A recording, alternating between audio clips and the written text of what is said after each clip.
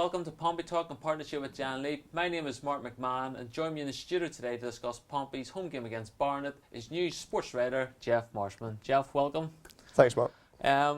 You get the sense around Pompey that last Saturday's defeat against Akinde was only a blip? Do you get that impression yourself? You hope so, don't you? Because Pompey were in such fine form going into the game, weren't they? 4 wins in a row, and they were playing some pretty imperious stuff. Let's be honest. The attacking threat was what was sort of captivating the Pompey fans, wasn't it? They were just sort of breaking forward at will, creating loads of chances, scoring loads of goals, and everything sort of seemed rosy. And we were even talking about could Pompey potentially be going towards the top of the table, and then all of a sudden Accrington, the scene of a fantastic win last season, let's not forget, it all sort of fell apart, didn't it? The wheels came off the bus, so to speak, and I think, if I'm right in the stats, Pompey didn't even have a shot on target, yeah.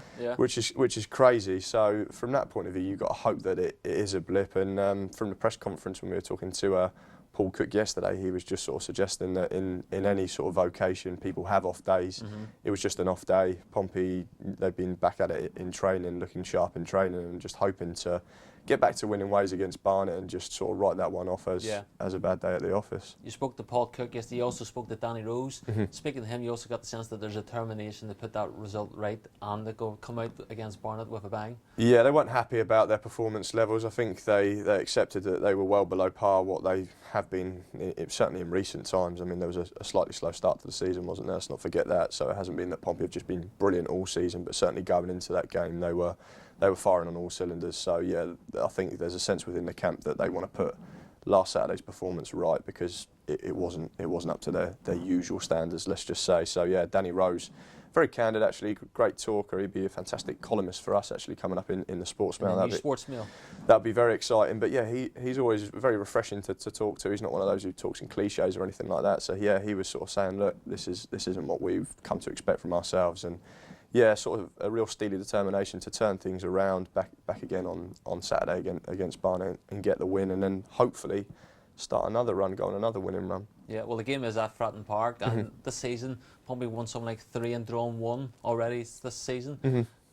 Compared to last season, Pompey actually struggled at home, but you get the sense that Fratton Park is somewhere where they like to play nowadays. Yeah, it's almost kind of flipped on its head from last season, hasn't it? Pompey was so good away from home last season, had a few struggles at home, and this season they've started very well at home and had a couple of blips away from home. So that's a sort of an odd quirk of modern day football as it is. But yeah, I think Pompey will be really looking forward to coming back to Fratton Park, where, as you say, that certainly the last couple of games at Fratton Park, they've been fantastic, haven't they? And scored a lot of goals. I think that's always key though at Fratton Park, is to get an early goal, which has sort of been symptomatic of the last 2 games. They scored 3 in the first half of both games. So if Pompey can get off to a good start, I think that will sort of calm any nerves that might have sort of lingered from the Accrington game, and then hopefully Pompey can go on and put a team like Barnet, no disrespect to Barnet, but they can put a team like Barnet to the sword. Yeah, well, talking of goals, there's a bit of a selection headache in terms of strikers for Paul Cook. As far as you're aware, or what in your opinion, what do you reckon the answer's going to be up front? Yeah, it's interesting you said selection headache, because throughout the season the selection headache has been a good one, a positive one. You've got 4 strikers who are all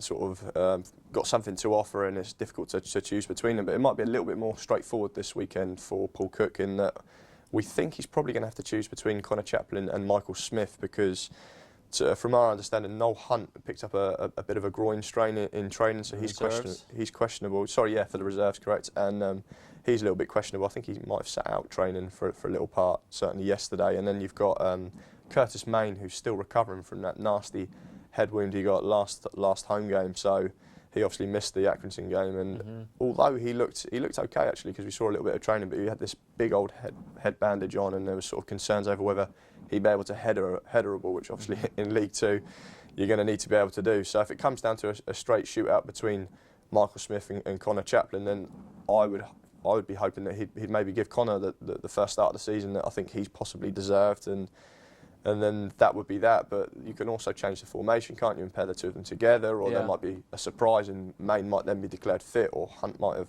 shrugged off his strain. So yeah, it's always a sort of a constant weekly question or problem, a nice problem for Paul Cook, but this weekend it looks between Chaplin and Smith. And is there even a suggestion that there could be a change of formation, or are you as adamant that Paul Cook's going to stick to the tried and tested 4-2-3-1? I think logic dictates that he'll stick with the 4-2-3-1, being, if you look at the last couple of home games, that's the formation that they've played, and they've played so well, haven't they? And if we are just saying that as we started the show by saying that Accrington is a blip, then there's no reason to do this wholesale change and change formations up. If they wanted to change formations, they can obviously play in the diamond, they could play 3-5-2, they can do whatever they like, and maybe that would spring a surprise. But for me and for my money, I just think they'll stick with what they know and what has actually been bringing good results fairly recently, yeah. Okay, we all know what happened last time. Pompey played Barnet, a 1-0 defeat back in February. An absolutely awful game.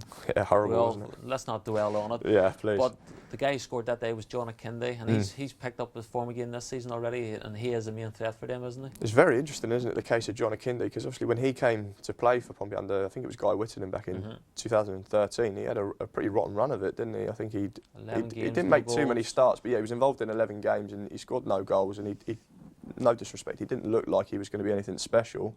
I think he went to Fratton and then moved on to Barnet, and for Barnet he's just been banging in the goals. I mean, at a conference level he scored like 30 plus. Last season in League Two he comfortably outscored anyone that Pompey had on their books. I think he scored 20 plus for them, and he's got, I think there was a bit of a, has he got 4 or 5 this season? He's got a few. I think he's got 4, yeah. He's got a few this season as well, so he's a man in red hot form, and for Pompey fans they're probably sort of scratching their heads and going, well, where was this guy when we had him at Fratton Park? But as you say, he scored the winner for them last, I think it was a penalty against Barnet in a horrible game, and he will be their main threat, no doubt about that. He's a guy who is full of confidence at the moment, and he's one that Pompey have had to do their homework on in training this week. And another interesting thing that Danny Rose sort of shared with us was that they have been doing their homework on him. They've been watching plenty of clips and they know exactly what sort of threat they think he will pose. So hopefully, with all that research and the sort of prior knowledge of the guy, and especially what he did like last time out, they'll be able to nullify his threat. Okay, and just finally then from you, your prediction then for the game? Pretty confident. I'm sort of going along the line of the blip at Accrington and hoping that Pompey can just bounce straight back to winning ways. I think they'll probably, if they can get the early goal, they could put a few past Barnet. So I'll probably be looking for 3-1. I don't know if you think it'll be something like that. I'm going for definitely a home win. Probably 2-0. Yeah, 2-0. I'm confident with. Yeah. Yeah, good stuff. Yeah. Well, John Akinde won't score. Fingers crossed. Yeah, fingers crossed. Well, yeah, thanks very much for coming in. Cheers. You'll be watching Pompey Talk in partnership with Jan Leap. We'll see you all again soon. Goodbye.